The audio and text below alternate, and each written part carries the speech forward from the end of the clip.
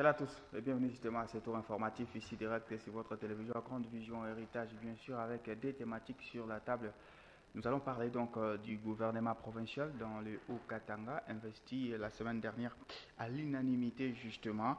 Mais à quel niveau justement ces programmes du gouverneur Jacques Yeboah Katoué va-t-il propulser la province du Haut-Katanga? Et puis en prérequis, où en est donc la province sous la gestion de M.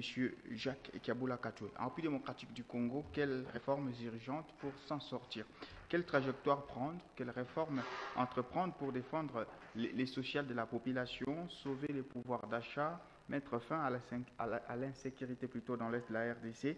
Qu'est-ce qu'il faut attaquer en priorité durant les 100 premiers jours du gouvernement souminois? Autant de questions donc, que nous allons tenter de relever au cours de ces numéros d'ici direct. Mesdames et messieurs, vous avez les programmes, nous avons les micros.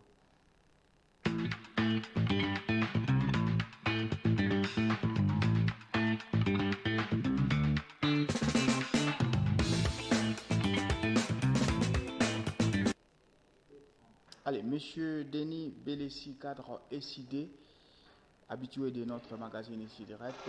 Bonjour et bienvenue. Bonjour, Monsieur Jean-Claude. Merci pour l'invitation. Vous vous portez bien? Oui, et ça va très très bien. Vous suivez l'actualité. Quand vous suivez ce qui se passe au sein de l'IDPS, ça vous inspire quoi? Un parti présidentiel qui revendique la démocratie, bien sûr. Oui, tous les signes de la disparition de l'IDPS sont visibles. Disparition? Ah oui. Donc quand les gens se mettent à débattre autour d'un avenir commun, c'est voué à la disparition? Oui, puisqu'on ne fait jamais le combat contre son propre camp. Lorsque les gens font le combat contre leur propre camp, c'est-à-dire l'Empire est prêt à être divisé. C'est comme on dit, Satan ne chasse pas Satan. Si Satan chasse Satan, donc son royaume est divisé. Merci. Vous voyez, c'est le cas avec IDPS. Et vous voyez, tous les signes, parmi les signes encore, tous les membres influents de l'IDPS ont créé d'autres structures, des préparations de leur avenir, c'est-à-dire ONG, fondation, et ainsi de suite. Puisqu'ils savent qu'en 2028, IDPS va disparaître et avec leur fondation. C'est la prophétie ou bien c'est une perspective scientifique? Non, les signes sont visibles. Les signes. Vous savez, même en Europe, l'hiver est connu par les hirondelles. Si vous voyez les hirondelles sortir, quitter l'Europe, chercher d'autres continents, c'est-à-dire l'hiver approche. Merci, monsieur Denis Bélessi. Alors, en face, monsieur Mani Mutombo, qui est au cadre de l'IDPS. Bonjour, monsieur, et bienvenue. Bonjour, c'est encore un réel plaisir d'être sur ce plateau avec mon grand frère Denis Bélessi. Un coup d'œil aux fidèles téléspectateurs qui nous prêtent leur attention à ce moment. Qu'est-ce qui se passe au sein de l'IDPS? C'est les signes d'une bonne santé de la démocratie ou c'est quand même une discorde qui pourrait vous faire disparaître, selon M. Denis Bélessi? Ça me fait rire quand il parle de ça. Je sais qu'il ne rêve que de l'explosion au sein de l'IDPS. Comme ça va le reconforter dans sa chaise. Ils vont vite penser comment prendre le pouvoir après le règne de l'IDPS. Mais malheureusement, ça ne sera pas le cas. On dit toujours que l'observation dépend de l'angle de l'observateur. M. Denis Bélessi étant de l'extérieur, il ne peut que faire son analyse comme celui de l'extérieur. Mais je voudrais ici dire que je ne suis pas venu sur ce plateau pour parler de ce qui est de nous. Ce sont des choses que nous devons parler en famille. Et surtout que celui qui est en face n'est pas de la famille. Si peut-être il était de l'Union pour la démocratie et le progrès social, je lui prêterai ma langue. Mais comme il ne l'est pas, je voudrais aussi dire que par la définition de notre parti Union pour la démocratie et le progrès social, vous devez comprendre par là que chez nous, nous avons l'égalité, nous avons la liberté et nous avons la solidarité. Ces trois termes doivent être pris tels que ces pronoms, tels qu'ils sont alignés pour nous éviter ce qui est arrivé avec un jour un Dombassi qui s'élève et qui quitte les navires. Fayoulou reste lui seul, mais chez nous, il faudra que tous se battent tous se débattent, le prescrits sont là, et nous devons inviter les uns et les autres au respect de nos textes. Merci à vous. Alors, on va revenir à nos thématiques, parler donc de la province du Haut-Katanga dans ces numéros d'ici direct, et puis nous allons parler aussi de quelles réformes urgentes doit-on entreprendre au niveau national pour s'en sortir, puisque socialement, économiquement et même sécuritairement parlant, rien ne semble partir. Alors, on commence avec vous, M. Denis Belessi. Vous avez suivi l'actualité provinciale, c'est l'investiture du gouvernement Jacques Yeboah Katoué. Lui, c'est pour son second mandat, puisqu'il était déjà là lors du premier quinquennat du président Félix Tshisekedi, une investiture à l'unanimité. Quand vous suivez, vous pensez que M. Jacques, ce n'est pas les débats, puisqu'il est déjà élu et tout. Est-ce que son programme aujourd'hui va-t-il permettre à la province de continuer l'élan de développement s'il y en avait déjà? Oui, on réussit souvent les programmes par le respect des textes et des lois. Ouais.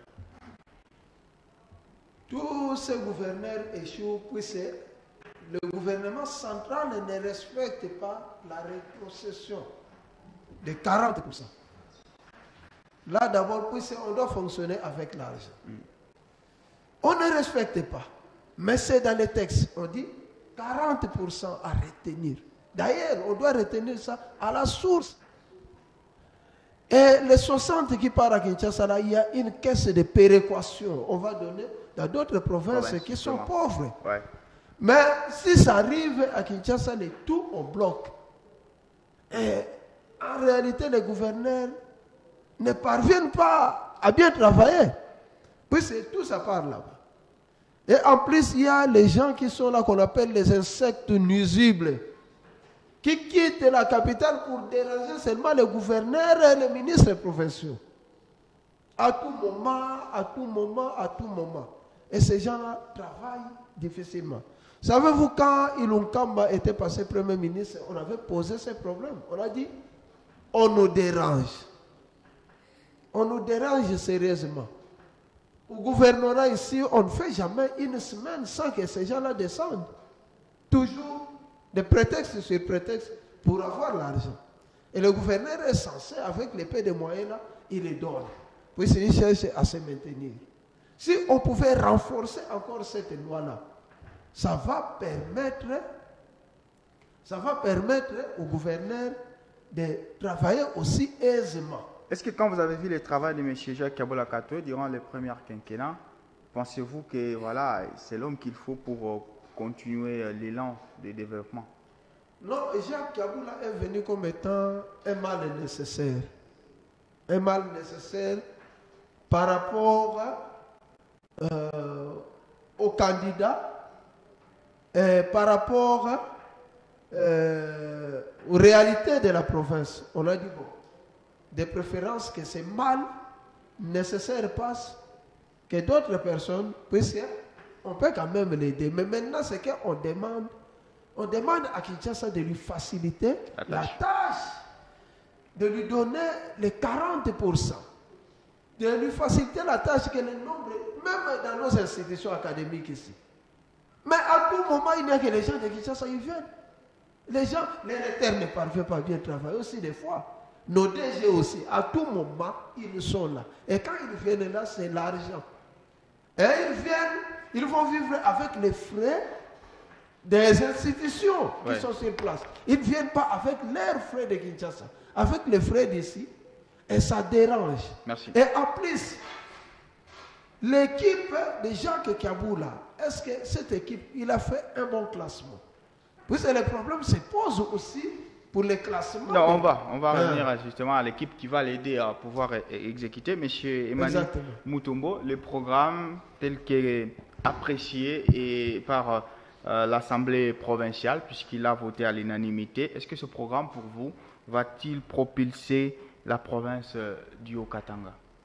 Vous savez, la plupart des fois, nos députés font une appréciation très formelle. Okay. Parce qu'on leur présente des procès d'intention, mais nos députés, que ce soit au niveau national et au niveau provincial, je dirais personnellement que ils sont complices dans le malheur du peuple congolais. Pourquoi dirais-je ainsi? Parce que lorsque l'on vous présente un programme, il n'est pas seulement chiffré, mais il est aussi fixé dans le temps. Mais vous allez voir que nous avons des députés qui restent longtemps, je peux dire peut-être pendant des années ou pendant tout un mandat, mais vous ne voyez pas des députés aller à soulever, à relever le faiblesse sur terrain par rapport au programme d'investiture qu'on les avait présenté. Ça, c'est un fait, et c'est les députés qui affaiblissent et qui encouragent la faiblesse de l'aspect gouvernemental. Ça, c'est un premier élément. Par rapport à la faisabilité de ce programme qui apparaît très ambitieux, le peuple attend leur réalisation sur terrain.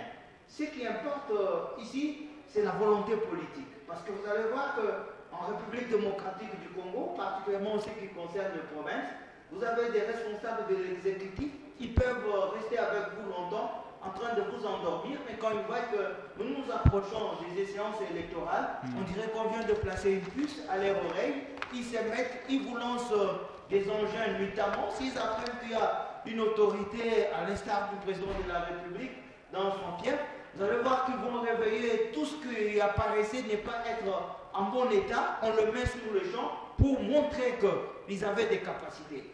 Par rapport aussi à la question des fameux 40%, nous sommes habitués à un mauvais courant où, comme il y a un retard dans la rétrocession, ça crie par-ci par-là. Mais lorsqu'il y a des rétrocessions, on ne voit pas des effets sur le terrain. On ne se répond pas par rapport à ce que l'on avait dit hier. Mais on va laisser le peuple seulement dans le langage négatif pour accuser Kinshasa. Mais au quotidien, on voit quand même qu'ils reçoivent à des moments ce qu'ils attendaient de Kinshasa. Donc bref, moi tout ce que je veux ici, c'est inviter l'équipe de l'exécutif à nous aider à répondre à ce programme qu'ils ont présenté. Ça ne fera pas leur bonheur, mais ça fera le bonheur du peuple pour qui ils ont accepté de prendre ce fardeau. C'est ce que nous attendons. Nous les appelons à une gestion plus orthodoxe. l'IDPS, vous êtes, bon, pas de manière lapidaire, mais de manière formelle, c'est les partis au pouvoir. Vous avez une telle influence en province, donc vous pouvez aider les gouverneurs à aider. J'accepte que l'IDPS est la locomotive pour cette équipe gouvernementale. Nous attendons que le président de l'Assemblée provinciale, qui est lui-même membre de l'IDPS, la majorité des députés provinciaux qui sont de l'IDPS, qu'ils soient prêts à ce qu'ils poussent l'équipe gouvernementale à aller à l'exécution de ce programme. Je voudrais ici vous rappeler que l'IDPS est un parti contestateur et protestateur. Nous-mêmes, membres de l'Union pour la démocratie et le progrès social, si nous remarquons qu'à des moments, ce qu'on nous avait promis, il n'y a pas d'avancement, nous sommes prêts à dire à nos combattants qu'on nous a les temps que nous puissions réclamer ce qui nous revient. Alors, parmi les suggestions que l'organe des libérants a donc fait à ce programme, c'est demander au gouverneur de pouvoir continuer à poursuivre les programmes nationaux de la première ministre Judith Soumino. Alors, on parlait de l'équipe qui accompagne 10 ministres. Un bon casting, c'était votre question, M. Denis Belessi. Vous avez pisté quelques profils des uns et des autres. Pensez-vous, les hommes et les femmes choisis par M. Kaboula ont les profils idéaux, chacun dans son propre domaine, pour faire écoler encore une fois de plus la province? Oui, on a été dans cette province, on a vu les gouvernements provinciaux. Il y a de ces gouvernements, dès qu'on nomme comme ça, vous avez confiance et ça vous donne de l'espoir. Ouais. Oui. Depuis que je suis dans cette province, depuis qu'on a commencé avec l'histoire des élections, vous voyez par exemple le premier gouvernement que Moïse avait formé là, il faut voir la qualité d'homme. Et juste à tel point, on prenait ces gens-là, ils partaient à Kinshasa, on les nommait là-bas, ministre et ainsi de suite, puisqu'il avait fait un bon classement.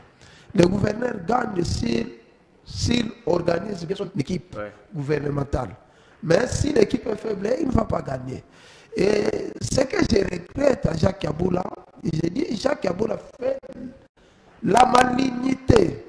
À chaque fois qu'il forme son gouvernement provincial, qu'est-ce qu'il fait? Il prend les députés provinciaux, il les nomme des ministres provinciaux.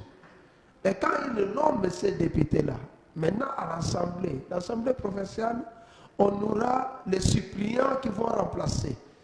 Et les ministres sont partis et les suppléants là auront des difficultés Pour faire les contrôles. Puisqu'ils cherchent à se protéger. Ils ont déjà occupé des fonctions, des places. Sinon, au cas où le gouvernement provincial tombe, eux aussi. Ils perdent, puisque les ministres vont rentrer et récupérer leurs places. C'est cette stratégie. Donc il y a cette amicalité qui empêche donc les députés à pouvoir faire le bon travail. Oui, nous avons vécu la mandature passée, il n'y avait rien comme motion là-bas. Puisque c'était le succès.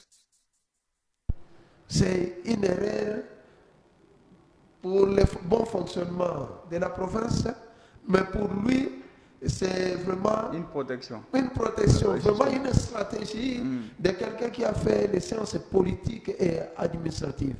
Vous voyez même, j'avais dit que, vous voyez la liste sur 10 ministres, 10 commissaires. Oui, Jacques Kaboula savait qu'il fallait nécessairement que ce soit seulement 10.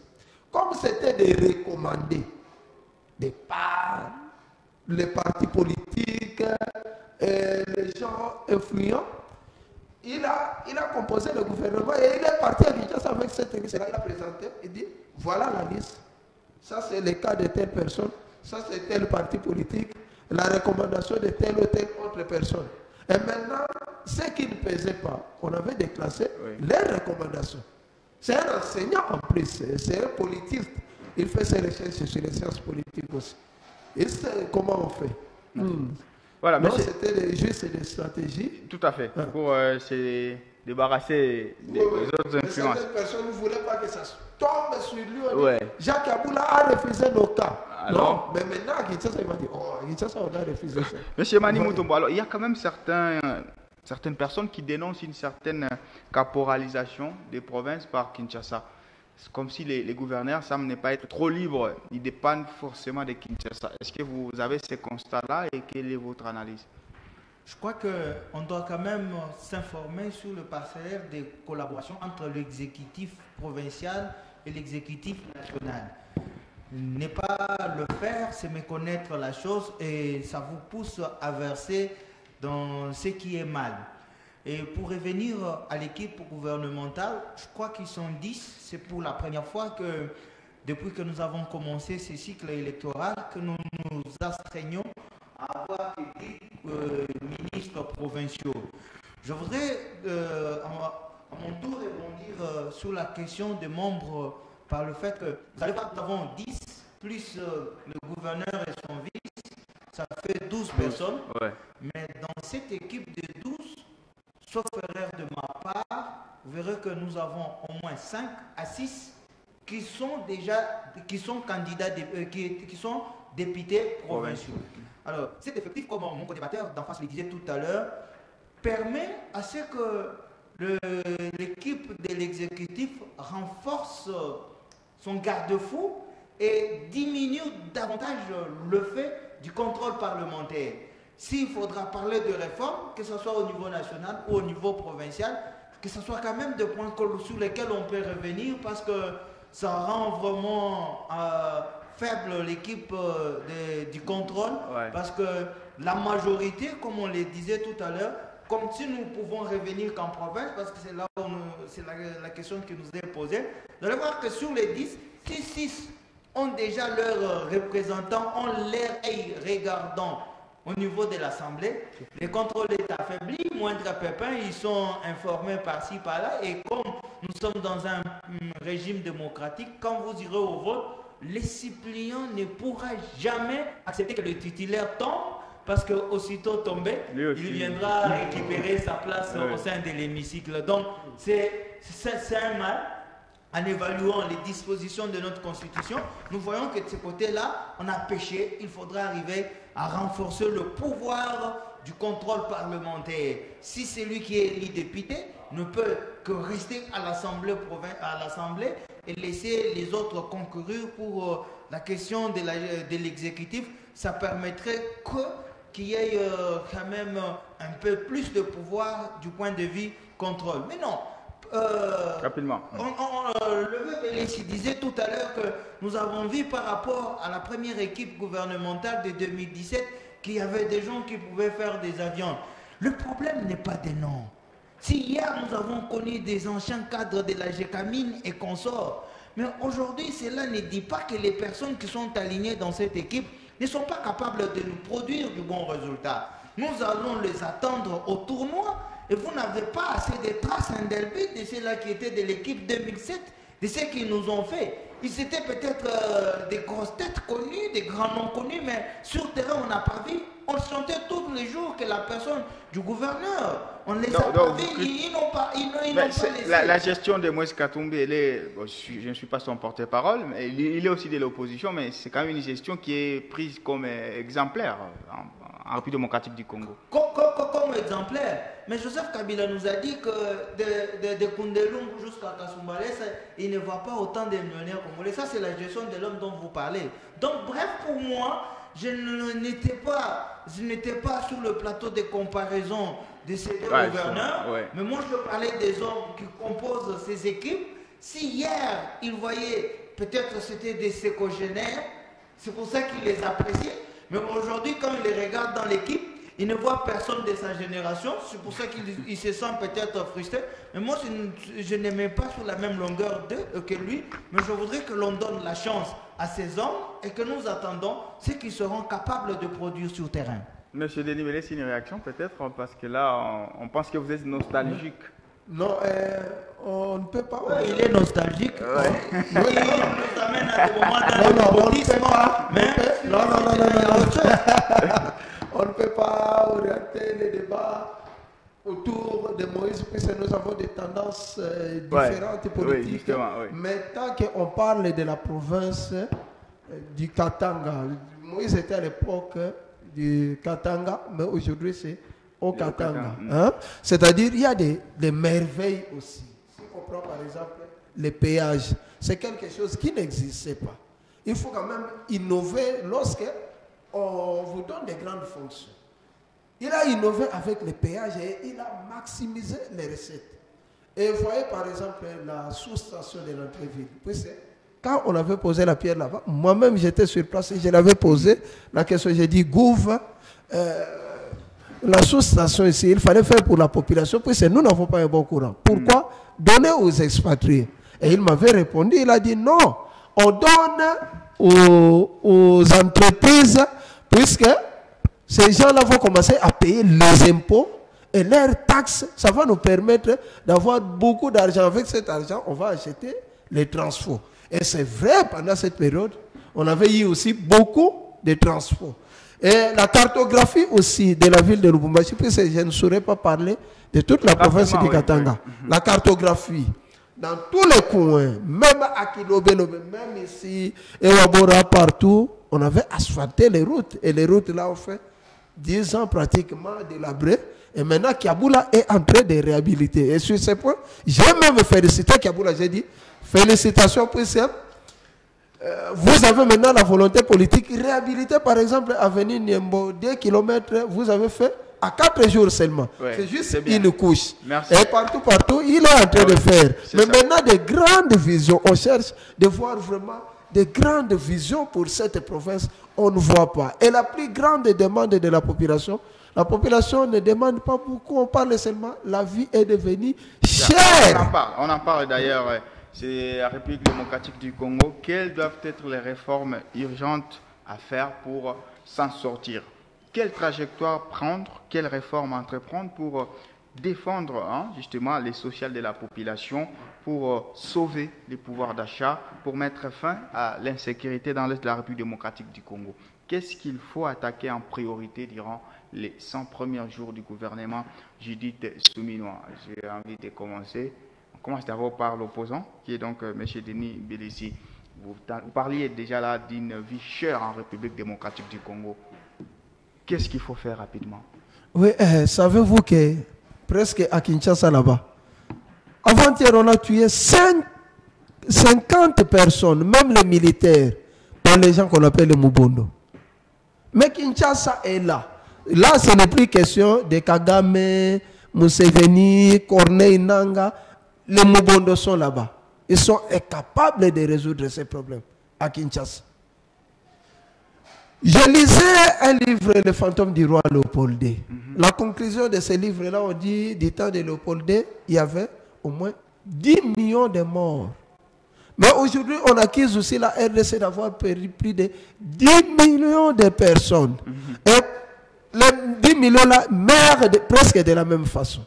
La famine, le travail dur, vous voyez, les gens meurent même dans des trous là-bas, en train de creuser les minéraux, les gourmands. Les gens meurent même dans les naufrages. Or, il y a des bateaux. Les bateaux là-bas à Kinshasa, ça manque seulement les carburants. On met seulement les carburants, on donne à l'ONATRA, les bateaux là, on prend lui l'ingénieur, il peut aller là-bas. Il y a une usine de montage de bateaux, on ne manque pas de bateaux. Le grand problème de la RDC, c'est l'insécurité à l'est. Là où, insécurité presque partout, mais nous prenons d'abord là où on nous a arraché la terre. Il faut récupérer cette terre-là, remettre l'intégrité du territoire. Le grand problème de la RDC aussi, puisque la première ministre ne peut pas jouer d'office le rôle du chef de l'État. Le chef de l'État a ses prérogatives à part aussi. Quand on parle de l'intégrité du territoire, cohésion nationale, remettre la dignité du peuple, là c'est le président de la République. Soit paye ici ce travail, c'est lui d'abord. Mais lui, la première ministre a le programme du chef de l'État. Et dans le programme du chef de l'État, pendant sa campagne, même après, il a dit de ne plus rentrer aux erreurs du passé. Et on doit poser des questions. Quelles sont ces erreurs du passé? Les erreurs du passé par rapport à la population, c'est la misère. Donc vous pensez que les Congolais sont dans la misère, c'est ça? Mais c'est terrible. Lorsque la RDC est proclamée le premier pays au monde en termes d'exode, vous pensez que la vie est facile? Les gens quittent en bloc. Le papa peut quitter, il laisse les enfants et la maman aussi part de l'autre côté. Les enfants aussi vont ailleurs. Dans toutes les provinces de la RDC ici. Maintenant, nous vivons l'exode comme à l'époque, avant l'époque coloniale même. Les gens se déplaçaient, cherchaient où vivre. Aujourd'hui, nous sommes en train de vivre ça. Et la création d'emplois, on ne crée pas. Il y a un monsieur ici, Miguel, qu'on a dit, là, une histoire comme ça. Je ne sais pas, lui, s'il a déjà créé une entreprise qu'on pouvait... Il est dans la sous-traitance. Sous-traitance, là. Mais je ne vois pas, je vois les mêmes personnes ici qui cherchent... Non, qu'on nous donne, s'il vous plaît, qu'on nous donne d'abord, si on peut afficher d'abord la liste des Congolais. Il faut consulter son site. Oui, on nous donne, on doit afficher ici. Tout à fait, ouais. En termes de sous-traitance, ça devait être d'abord les Katanga, là où il y a beaucoup de miniers. On doit nous afficher. Nous afficher, je demande ça. On affiche même au gouvernorat là-bas. Les gens qui ont des sous-traitances, puisque ça va permettre aux Congolais aussi d'aller demander le boulot à tous ces gens-là. Ouais. On ne connaît pas cette sous-traitance. Non, c'est pas parce qu'on ne connaît pas que ça n'existe pas. Non, on ne connaît pas. Non, si ça existait, on devait quand même sentir la motivation, la circulation d'argent. L'argent ne circule pas pourquoi. Et les gens sont dans des sous-traitances. Puis c'est à une période ici, l'argent circulait. Comment l'argent circulait? Puisqu'il n'y avait pas les cadastres miniers. Les cadastres miniers est venu aussi appauvrir les Congolais, vous savez ça? Ou encadrer non, les Congolais n'ont plus de mines.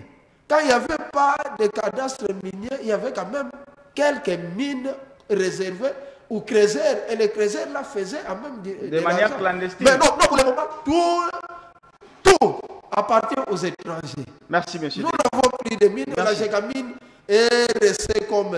Je reviens à vous. Alors, monsieur Emani Mutombo, qu'est-ce qu'il faut faire de manière urgente pour peut-être... Déjà, est-ce que vous partagez les tableaux un peu apocalyptiques de M. Denis Béris qui pense qu'il y a une forte misère? De manière sécuritaire, on est presque à genoux. Qu'est-ce qu'il faut faire pour se relever? Le peuple congolais, comme le disait le président Félix, qu'il a besoin du pain et de la paix. Ouais. Frantz Fanon dit dans une de ses citations que chaque peuple a un défi, soit il a à le défier, à le renverser, soit à passer à côté.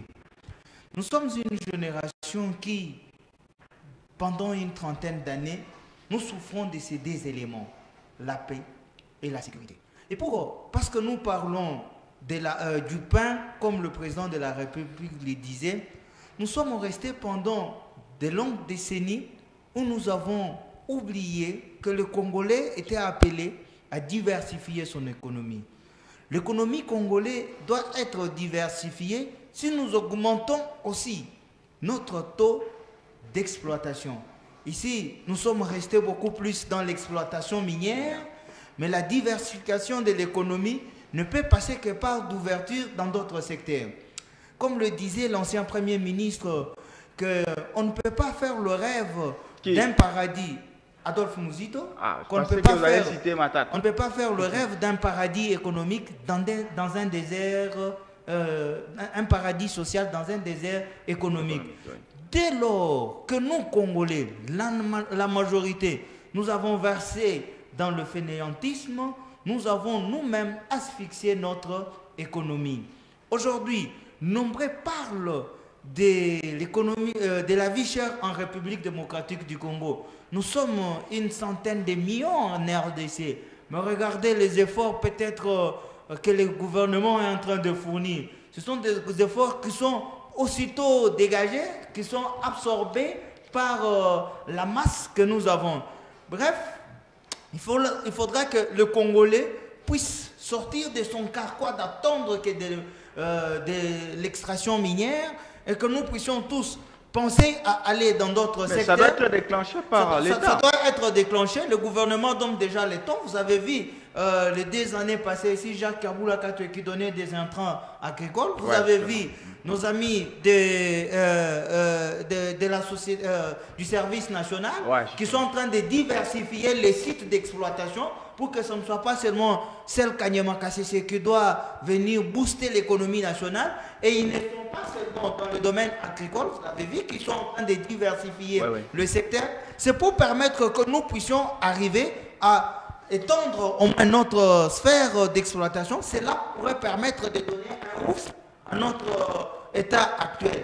Et nous ne devons pas seulement laisser à l'état congolais seul, comme les Congolais sont là que pour étouffer, que le patriotisme prenne le devant sur ce qui vient de l'extérieur.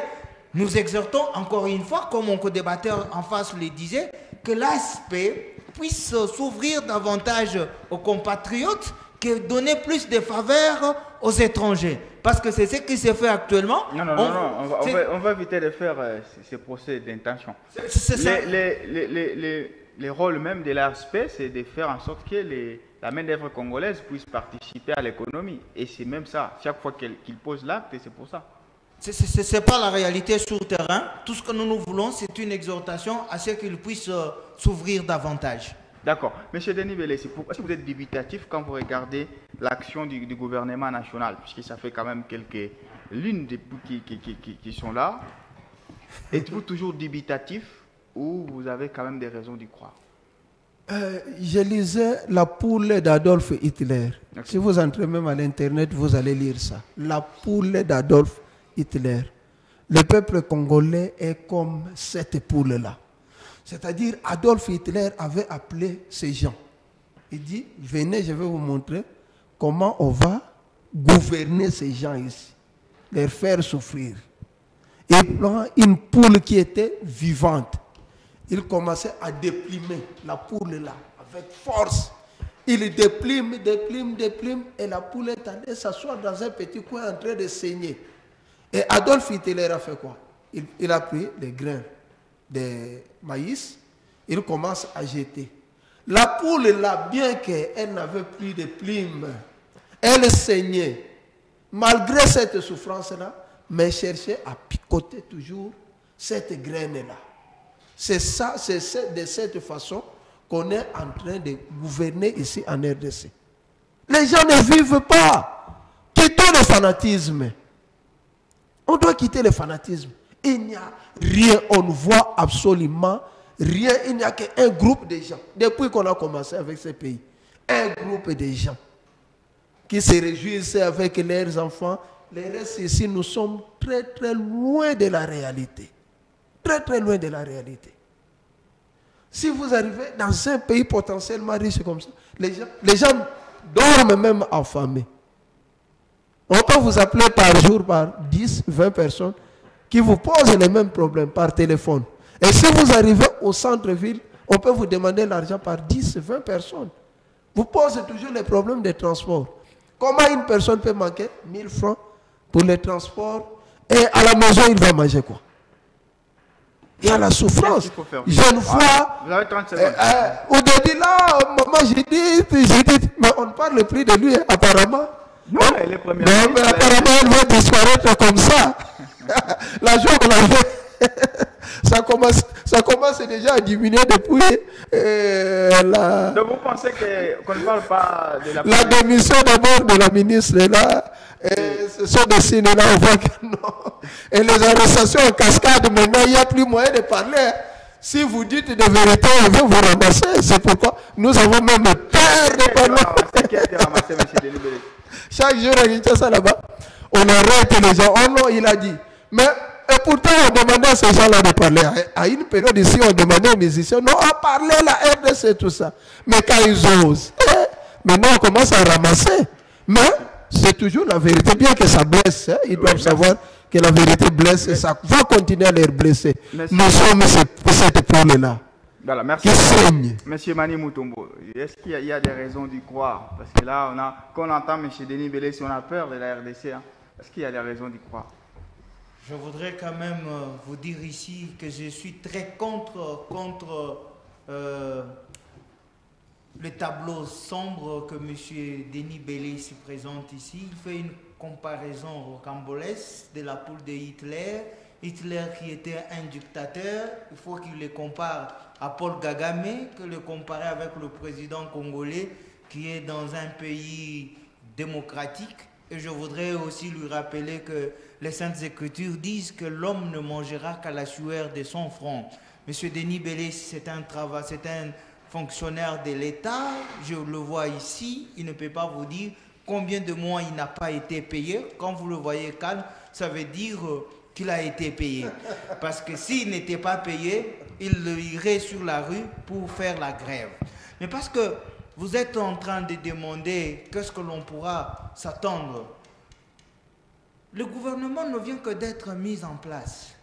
Cette équipe a présenté un programme, une vision que nous aurons à les évaluer dans le temps. Si on était peut-être au premier trimestre après l'investiture de ce gouvernement, je pouvais me permettre de dire, jusqu'à maintenant, nous ne voyons aucun signal qui peut nous présenter que ce gouvernement porte espoir.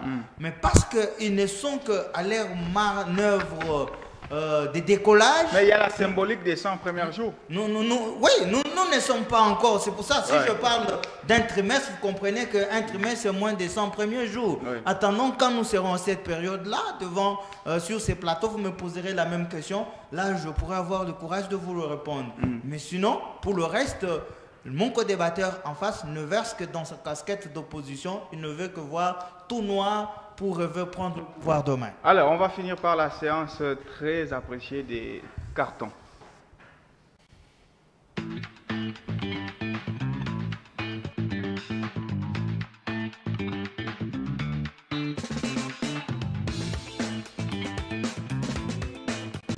Allez, pour finir, on va brandir nos cartons. Je commence avec vous, hein, M. Emmanuel Mutombo. Je rappelle que vous êtes au cadre du parti de l'IDPS ici à Lubumbashi. Quel est votre carton d'aujourd'hui? Vous les brandissez à qui? Je donne le carton jaune. Les jaunes? Ok, l'avertissement, oui. Le carton jaune est donné à toute l'équipe gouvernementale au niveau de la province. Au premier quinquennat, nous avons beaucoup plus crié sur la sécurité. Vous allez voir que le ministre de l'Intérieur, nous en avons eu à peine tous les doigts de la main. C'est parce qu'il y avait insuffisance de résultats. Nous voudrions que l'actuel et toute l'équipe soient à mesure de nous apporter des résultats probants. Merci pour ce carton et cette interpellation d'une question tellement basique de notre population à Lubumbashi dans le Haut-Katanga. Monsieur Denis Belessi, votre carton. Oui, un carton rouge. Ah, les rouges. À l'actuel ministre de la Défense. Au niveau national. Oui. Pour l'insécurité de Mobondo et la question de l'Est. Ok. On doit l'interpeller au plus vite que possible. Au plus vite. Merci. Merci donc à vous, messieurs, d'avoir bien voulu agrémenter ce moment dans Ici Direct. Dans pratiquement 8 minutes, ma montre faisant foi, vous allez suivre la grande édition du journal. Il sera à 18h à Kinshasa, 19h à Kindu. Merci, restez clients sur nos programmes et au revoir. Merci.